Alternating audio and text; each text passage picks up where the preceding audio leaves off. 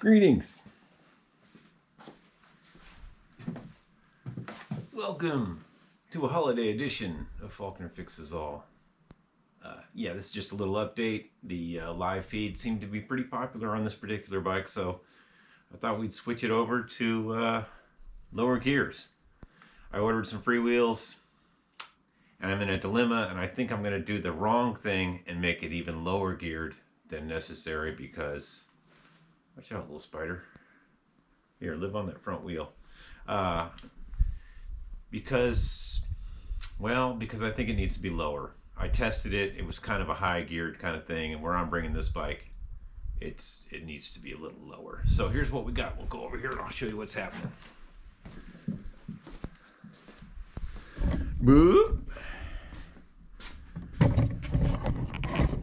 Okay, so this old freewheel was pretty toast, and it did not have the indents to take it apart. Like this one would have these little notches, and this new one, which is the 20, which I'm probably not going to use, has notches. But this is so cheap. It's such a cheap one. There's no notches. So to take that apart, you know, you got to really take it apart. And you got to bring it and put it in the vise and use a punch and a hammer. And this lock ring is left-hand thread, so you'd go this way, I believe, and you punch it out. But when you do that, all the bearings fall out. I mean, I saved everything in this cup, you know, upside down, kind of like. But it's toast anyway. I may or may not put this back, clean it, and put it back together. It was pretty bad, but I'll have the option to use this maybe on another bike or just have a shop 18-tooth freewheel laying around. But like I say, there's no indents here. There's no way to... It's such a cheap freewheel, you can't take it off. And I have lots of different freewheel removers, but they actually have to have the indents in them to remove them. Or you just have to pound the cones out and just shove it in a barrel like I did, you know, put it in a box. And I'll probably just scrap it. I don't think it's worth even saving. Anyway, this one does have the indents, and it's a 20, but I think it's still too high. But I have made a freewheel tool for this a long time ago.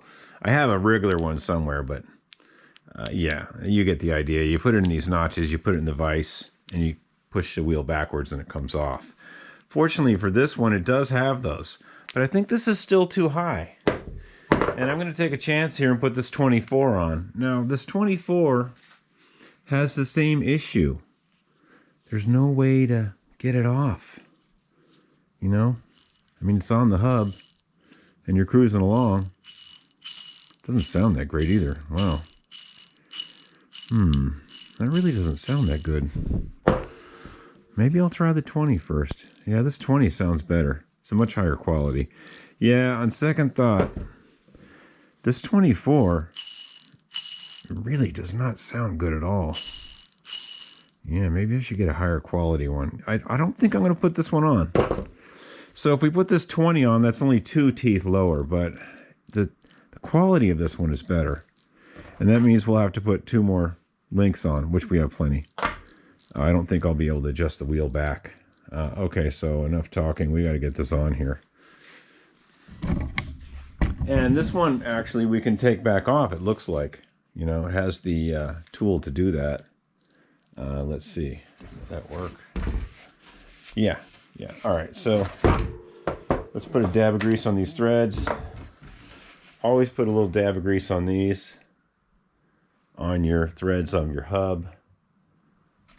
You want to be able to get this freewheel back off. And in my case, if I do find a higher quality 24 freewheel, I will take this back off. But for now, we're going to thread it on. Are you with me? Oh, yeah. Okay, so to get that off, my tool probably won't... oh, look at that. Yeah, the tool will go over there. You put this in the vise and turn it back and it'll come off. That's good to have. It's homemade, but it does work. Now, the first time we really get on this and go somewhere, this will spin and spin in and catch more. And hopefully It's the same distance here, so the chain will still line up. Let's go over there and put it in and see what happens. I know we're gonna have to add a couple links to the chain. Okay, 5 minutes in, we better get rolling here, folks.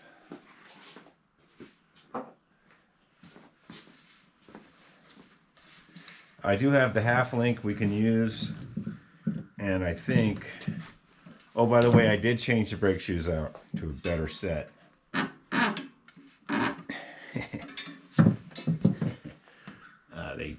I changed those new ones out to a newer style mountain set, and it's gonna be problems. Okay, we're gonna take one off then.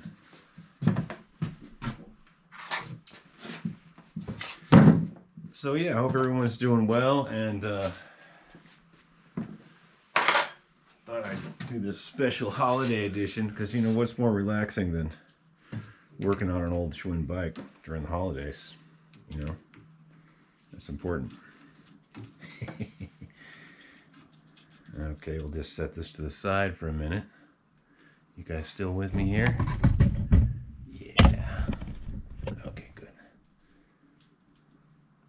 Yeah, I switched out these pads from those newer crappy ones that weren't so good. It's just a better pad, and it sticks in more, and since there's the wrong brakes on here anyway with the 700C wheels, it seemed to be a lot better for the braking department. When I tested it, it was much better. I mean, it's already pretty tight here.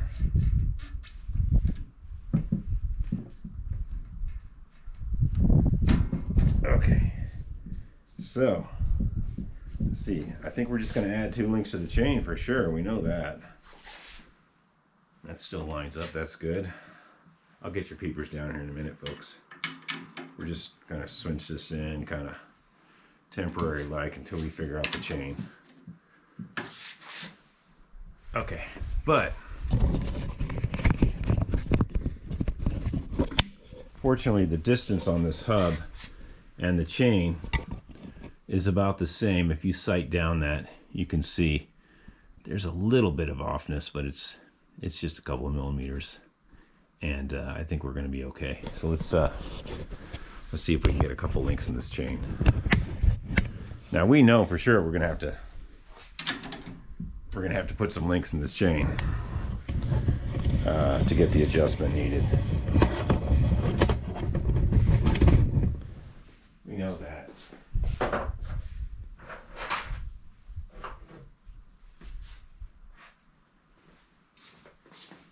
All right. Let's pop this baby on. And if we're real lucky, it'll just be 2 links because we've added 2 teeth on the back.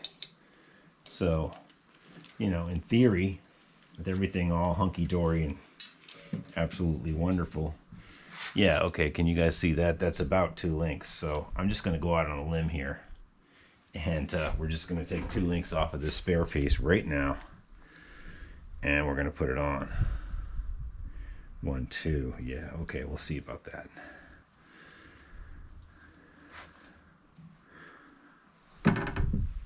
Holding the wheel with my hand, my elbow. Okay, every time you break links on a chain, it makes it a little weaker. So, you know, it's good to get it right the 3rd or 4th time. Okay, there's 2 links worth. Let's just put that in. We know we're right? We know we're on the money.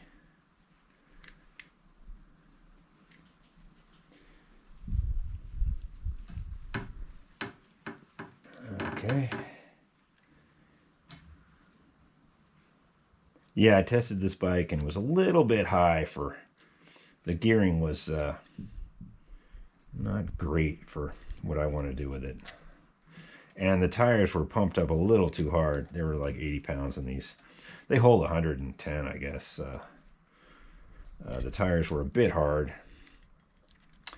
I'll probably drop the pressure down the tires a little bit. And see, that link's really tight now. See, that's not going over. So we're going to bend it a little bit. Back and forth, and now it's loose. Okay. All right, so let me get the link.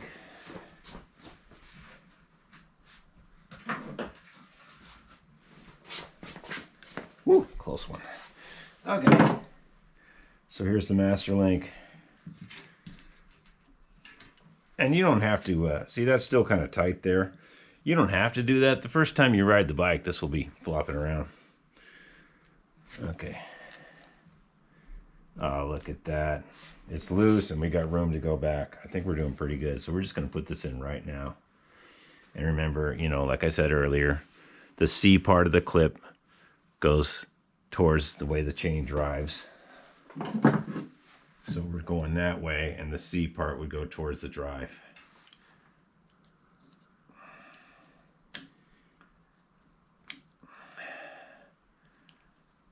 Oh, it's falling off.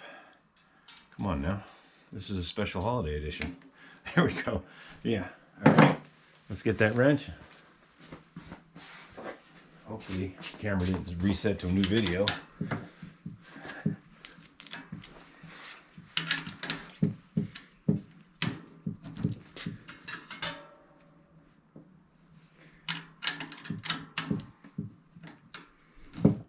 And we're good. We're going to have adjustment. By golly. So we got 39 and 18. And we have adjustment. Not much. Yeah, it's there's not much adjustment.